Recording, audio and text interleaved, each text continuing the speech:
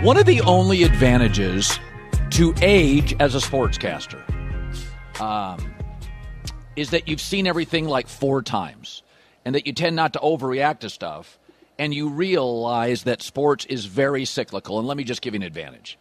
Boxing used to be a much bigger deal, but it was poorly run.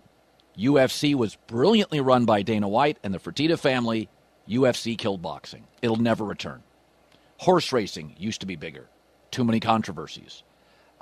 Tennis just went through a 20-year run of Nadal, Federer, and Djokovic. Maybe the 3 best players ever. Men's tennis will never duplicate that again. That will never happen. Sometimes great happens. Tiger Woods in golf.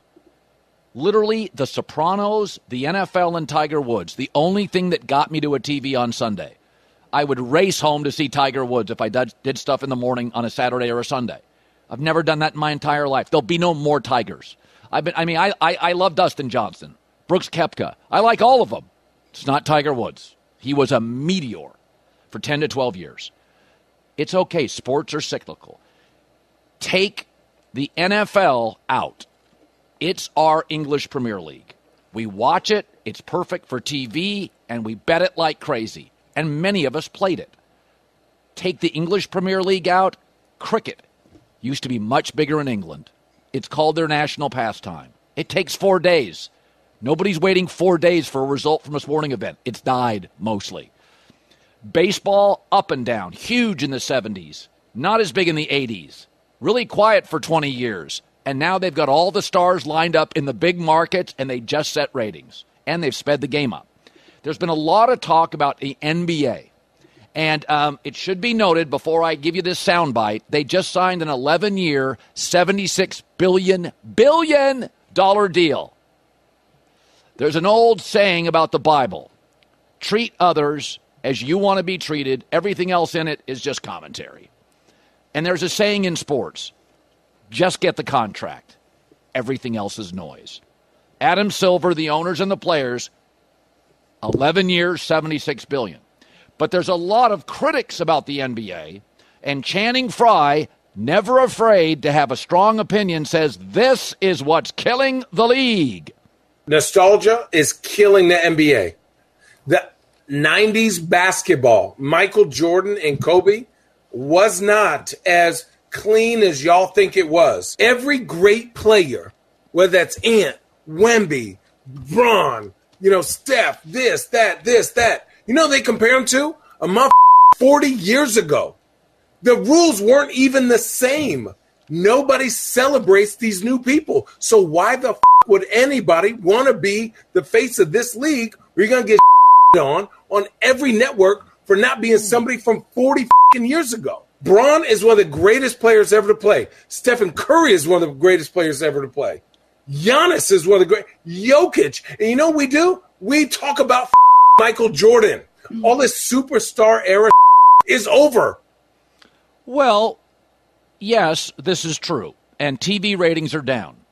But I saw this morning that basketball this past year had 18 billion views across social media, far and away the most. People are watching it differently.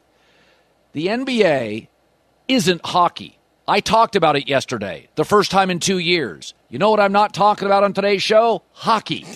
We talk basketball. Every show, like mine, talks basketball. We played it. If we don't like pro basketball, we used to. If we don't like it now, we still like March Madness. We all shot a ball. Few of us shot a puck. The NBA is part gossip, infighting, drama, rumors. It's like those magazines at the cashier at every grocery store. The NBA is the Kardashians plus People magazine plus Us Weekly. Yes, they need to do some tweaking. Like baseball, they're slow to it. They need to shorten the playoff series from 7 games in a first rounder to 3, 5. Make the games more urgent. 82 games feels long. How about 68? How about fine players 7 figures? Suspend them for 2 and 3 week periods without pay for load management, which is just egregiously, outrageously nauseating. NFL players play hurt every Sunday in blizzards. You have an ice cream headache and you have to sit out? Give me a break. It's gross. But the good news is the Knicks, the Celtics, and the Lakers, the three biggest brands, are now all good, and they're all ascending. The number one player in this next draft is Cooper Flagg from Duke. By the way, this next draft is a domestic draft. Lots of kids from Duke and Carolina. So, yes, I think there's too many three-point shots. I think they should cap it at maybe 15 or 18 per team. Then, no matter where you shoot it, it's worth 2 points. Yes, I think they should shorten either the season or playoffs. But we talk basketball. They just signed an 11-year, $76 billion deal. If I sell my house and I get the bag on it, and it goes down when you own it, that's a you problem. I got it. It was nice when I lived in it. They got the bag. They got the contract. Adam Silver's happy. The players are happy. The owners are happy. Do I think NBC overpaid for it? I do. Do I think Amazon overpaid for it? I do. But in the end, this is a sport that we watched it in high school. One of the best sports movies, arguably, is Hoosiers. We still watch March Madness. Women's basketball has Caitlin Clark, and it's growing. The NBA is well-financed, and love it or hate it, like the Kardashians, it's relevant. We talk about it all the time. And yesterday was the first time in 2 years this show and many others talks hockey. What you want to be in sports, because everybody knows the NFL is the sun. Everything gets its heat from the NFL. Everything rotates around it. Get the NFL out of here. And in England and the UK, get the English Premier League out. Everything is second place.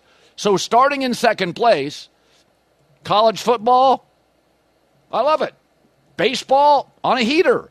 NBA, at least socially and culturally, very relevant.